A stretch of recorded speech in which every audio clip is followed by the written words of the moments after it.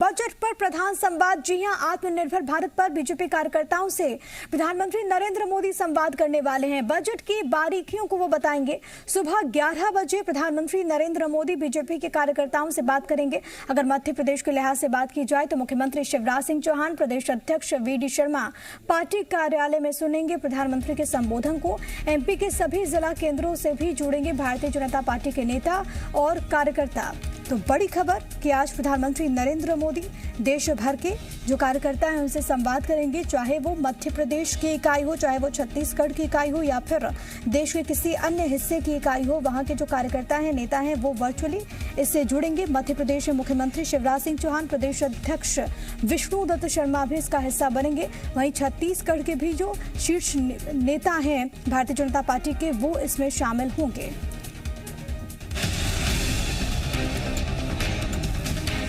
वित्त मंत्री निर्मला सीतारमण ने मंगलवार को अपना चौथा बजट पेश किया। अपने बजट भाषण के दौरान वित्त मंत्री ने कई अहम घोषणाएं की। आर्थिक विशेषज्ञों ने इसे संतुलित बजट करार दिया है। प्रधानमंत्री नरेंद्र मोदी आज बीजेपी कार्यकर्ताओं के साथ बजट पर विस्तार से बात करें। पीएम मोदी वर्चुअली बीजेपी कार्यकर्ताओं के साथ जुड़ेंगे और बजट और आत्मनिर्भर भारत विषय पर चर्चा करेंगे। इससे पहले प्रधानमंत्री मोदी ने बजट को प्रगतिशील बताते हुए कहा कि इस बजट से अर्थव्यवस्था को मजबूती मिलेगी। उन्होंने कहा कि 100 साल की भयंकर आपदा के बीच ये बजट विकास का नया विश्वास लेकर आया है। ये बजट विकास का नया विश्वास लेकर आया है। इस बजट का एक महत्वपूर्ण पहलू है गरीब का कल्याण। बजट की तारीफ करते हुए प्रधानमंत्री मोदी ने इसे गरीबों के कल्याण वाला बजट बताया। पीएम ने कहा कि बजट में गरीब कल्याण के साथ साथ विकास और रोजगार की संभावनाओं पर भी जोर दिया गया है। इस बजट का एक महत्वपूर्ण पहलू है गरीब का कल्याण। हर गरीब के पास पक्का घर हो, नल से जल आता हो, उसके पास शौचालय हो, गैस की सुविधा हो, इन सभी पर विशेष ध्यान दिया गया है। इसके साथ ही आधुनिक इंटरनेट कनेक्टिविटी पर भी उतना ही जोर है। और एक नया क्षेत्र और खुला है और वो है ग्रीन जॉब्स का। आम बजट में वर्चुअल करेंसी से कमाई पर 30% टैक्स, एनपीएस में टैक्स छूट बढ़ाने और आईटीआर गलती में सुधार की सुविधा जैसे बड़े ऐलान किए गए हैं। लेकिन टैक्स में छूट नहीं मिलने से करोड़ों टैक्स पेयर्स को भी निराशा हाथ लगी है। ब्यूरो रिपोर्ट, जी मीडिया। तो प्रधान संवाद आज होगा, क्या कुछ इसके मायने मध्य प्रदेश के लिहाज से या फिर छत्तीसगढ़ के लिहाज से समझने की कोशिश करते हैं। दो सहयोगी इस वक्त मेरे साथ मौजूद हैं। भोपाल से मेरे साथ मेरे सहयोगी वासु चौरे जुड़े हुए हैं। इसके अलावा मेरे साथ मेरी सहयोगी रजनी ठाकुर छत्तीसगढ़ से रायपुर से लाइव मौजूद हैं। सबसे पहले वासु, मैं आपके पास ही आना चाहूंगी। कल बजट पेश हुआ, मोदी सरकार का 10वां बजट, वित्त मंत्री निर्मला सीतारमण का चौथा बजट, कई सारे ऐसे पॉइंट्स अलग अलग सेक्टर्स के लिए। हालांकि अब आने वाले वक्त में इसका क्या प्रभाव पड़ेगा वो तो देखना होगा, लेकिन इन्हीं तमाम बिंदुओं को आज प्रधानमंत्री नरेंद्र मोदी देश भर के बीजेपी कार्यकर्ताओं के साथ साझा करेंगे और मध्य प्रदेश के भी तमाम जो शीर्ष नेता हैं वो इसका हिस्सा बनेंगे। बिल्कुल प्रिया, देखिए इस पूरे बजट को लेकर जो बजट के एक्सपर्ट्स हैं, जो इकोनॉमिस्ट हैं, उनकी ये राय निकलकर सामने आई है कि लॉन्ग टर्म विजन के साथ इस बजट को तैयार किया गया है। तो वहीं सरकार का दावा है कि इसमें हर वर्ग का ध्यान रखा गया है, विशेष तौर पर middle class, lower middle class और जो गरीब वर्ग है उनके लिए इस बजट में बहुत सारी चीज़ें हैं जिससे आने वाले समय में उनकी अर्थव्यवस्था जो है वो और भी सुदृढ़ होगी और भी ज़्यादा मजबूत होती हुई नजर आएगी। वहीं टेक्नोलॉजी के डेवलपमेंट की बात करें, इंफ्रास्ट्रक्चर डेवलपमेंट की बात करें तो उसमें भी उसको लेकर भी बजट में जो बड़े प्रावधान है वो किए गए हैं, ऐसा सरकार का दावा है। हालांकि विपक्ष इस पूरे बजट पर सवाल खड़े कर रहा है और यही वजह है कि प्रधानमंत्री नरेंद्र मोदी आज बजट को लेकर बीजेपी के नेताओं के साथ, कार्यकर्ताओं के साथ संवाद करने जा रहे हैं। बजट की जो मुख्य बातें हैं उनको लेकर चर्चा की जाएगी और पीएम मोदी बजट के बारे में जब कार्यकर्ताओं को ब्रीफ करेंगे, समझाएंगे, तो कहीं ना कहीं भाजपा की ये कोशिश है कि बजट के जो महत्वपूर्ण पहलू हैं, बजट से जो जनहितैषी योजनाएं निकल कर आई हैं, बजट से जो ऐसी चीजें निकल कर आई हैं जिसको जनता से सीधा लाभ होगा, तो कार्यकर्ता अब इस पूरे बजट में, इस पूरी पीएम मोदी के साथ संवाद के बाद, चर्चा के बाद जनता के बीच पहुंचेंगे और लोगों को बजट के बारे में बताएंगे कि किस तरीके से बजट से उन्हें सीधा लाभ हो सकता है। क्योंकि मध्य प्रदेश और छत्तीसगढ़ के लिहाज से भी ये बेहद महत्वपूर्ण हो जाता है, क्योंकि मध्य प्रदेश में हम देखेंगे आने वाले समय में पंचायत के चुनाव होने हैं, निकाय के चुनाव होने हैं, और इस लिहाज से बजट में इंफ्रास्ट्रक्चर डेवलपमेंट को लेकर और विशेष तौर पर अर्बन डेवलपमेंट को लेकर फोकस किया गया है। तो इन तमाम बातों का जिक्र पीएम मोदी करेंगे और फिर इन बातों को लेकर जो बीजेपी के नेता हैं, कार्यकर्ता हैं, वो जनता के बीच पहुंचेंगे। वासु, बहुत महत्वपूर्ण ये भी बात हो जाती है कि आने वाले वक्त में, क्योंकि जो चुनाव होने हैं उसमें कितना इसका असर देखने को मिलेगा। लेकिन रजनी, मैं आपके पास आना चाहूंगी, कोशिश जिस तरीके से वासु जिक्र कर रहे थे कि यही है कि जन जन तक पहुंचे कि आखिरकार बजट में उनके फायदे का क्या काम है, उनके फायदे के लिए क्या प्रावधान किया गया है। चुनौतियां उन राज्यों में भी है जहां पर बीजेपी की सरकार नहीं होगी, वहां पर उस बात को किस तरीके से बेहतर ढंग से लोगों तक पहुंचाया जाए, इसको लेकर आज प्रधानमंत्री मंत्र देंगे। जी बिल्कुल, इसको लेकर प्रधानमंत्री मंत्र देंगे और बजट जो पेश हुआ है उससे लेकर छत्तीसगढ़ की कांग्रेस सरकार खुश नजर नहीं आई। जो प्रतिक्रिया आई है उसमें बजट को नाकाफी बताया गया है और आज आत्मनिर्भर अर्थव्यवस्था को लेकर प्रधानमंत्री संवाद करने जा रहे हैं। भाजपा में परंपरा जरूर नजर आती है कि जब भी कोई नई योजना आती है या जब भी कोई नया प्रयोग शुरू होता है तो कहीं न कहीं कार्यकर्ताओं को भी इस पूरे आयोजन में शामिल किया जाता है और कार्यकर्ताओं के जरिए आम लोगों तक वो बात पहुंचाने की कोशिश होती है। आज जो चर्चा होनी है उसमें भी कुछ ऐसा ही कार्यक्रम तय किया गया है।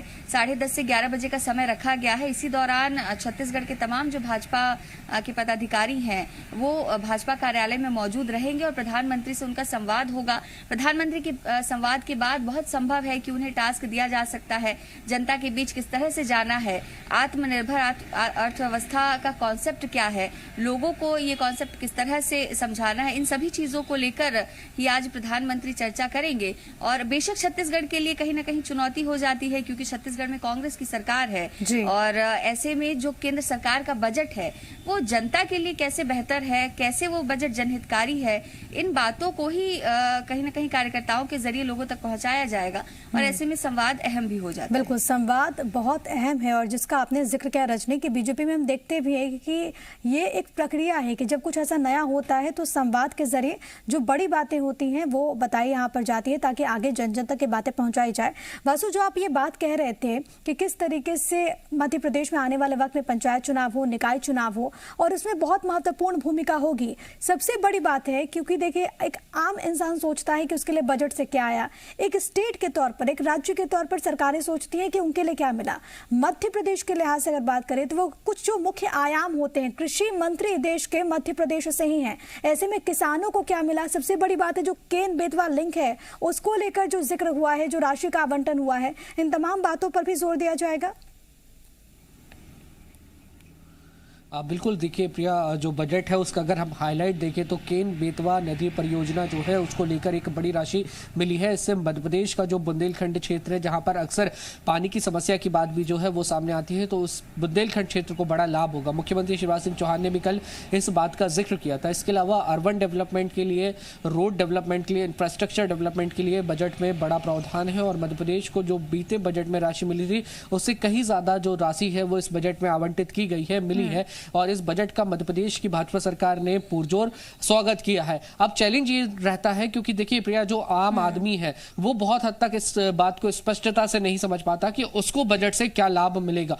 तो बीजेपी की मंशा कहीं ना कहीं संवाद के जरिए यही है कि पीएम मोदी पहले कार्यकर्ताओं से बात करें, उन्हें मोटिवेट करें और उन्हें बजट के बारे में बताएं कि सरकार ने किन किन बातों का ध्यान रखा है और किस तरीके से जनता को लाभ मिलेगा। और रजनी भी इस बात का जिक्र कर रही थी कि जब ये पूरा संवाद खत्म होगा तो बीजेपी के कार्यकर्ताओं को, पदाधिकारियों को टास्क दिया जा सकता है कि अब वो पीएम की बातों को लेकर, पीएम के संवाद को लेकर और बजट के जो हाइलाइट्स है उनको लेकर आम लोगों के बीच जाएं, आम जनता के बीच जाएं और अपनी पार्टी की बात रखें, इस पूरे बजट के बारे में समझाएं ताकि आम लोगों को ये मालूम हो सके कि बजट से उन्हें किस तरीके से फिलहाल लाभ होगा, आने वाले समय में लाभ होगा। और जो सरकार का दावा है कि ये बजट जो है रोड मैप है विकास का, तो आने वाले समय में उनकी जो अर्थव्यवस्था है वो कैसे और भी ज्यादा सुदृढ़ होती हुई नजर आएगी। इन तमाम चीजों को लेकर लेकर जो है वो इस पूरे बजट के दौरान, इस पूरे पीएम मोदी के जो संवाद है उसके दौरान चर्चा हो सकती है। और विशेष बात यह है कि मध्य प्रदेश के प्रदेश अध्यक्ष वी.डी. शर्मा, प्रदेश प्रभारी मुरलीधर राव और जो मुख्यमंत्री शिवराज सिंह चौहान